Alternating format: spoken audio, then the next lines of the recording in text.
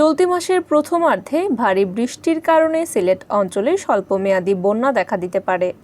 এ মাসের মধ্যভাগে বর্ষা বিদায় নিতে পারে।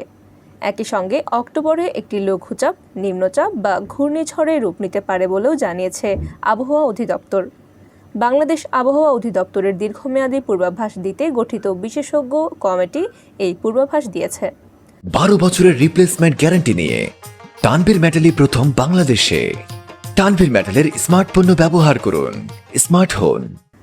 রোববার 1 অক্টোবর আবহাওয়া অধিদপ্তরের ঢাকার ঝড় সতর্কীকরণ কেন্দ্রে ও ভিডিও কনফারেন্সের মাধ্যমে কমিটির নিয়মিত বৈঠক অনুষ্ঠিত হয়। অধিদপ্তরের পরিচালক ও বিশেষজ্ঞ কমিটির চেয়ারম্যান মোহাম্মদ আজিজুর রহমান এতে সভাপতিত্ব করেন।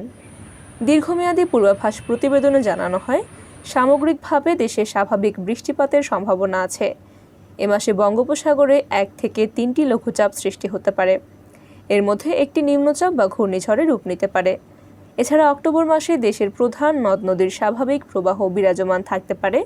তবে ভারী বৃষ্টিপাতজনিত কারণে দেশের উত্তরাঞ্চল, উত্তর পূর্বাঞ্চল অর্থাৎ সিলেট ও দক্ষিণ পূর্ব পার্বত্য অববাহিকায় কতিপয় স্থানে স্বল্পমেয়াদী বন্যা পরিস্থিতির সৃষ্টি হতে পারে। এ মাসের মধ্যভাগে দক্ষিণ পশ্চিম মৌসুমি বায়ু বাংলাদেশ থেকে পর্যায়ক্রমে বিদায় নিতে পারে বলে জানিয়ে এতে বলা হয়, অক্টোবরে দেশের উত্তর ও মধ্যাঞ্চলে 2 থেকে 4 দিন মাঝারি ধরনের বজ্রঝড় এবং সারা দেশে 3 থেকে 5 দিন হালকা বজ্রঝড় হতে পারে।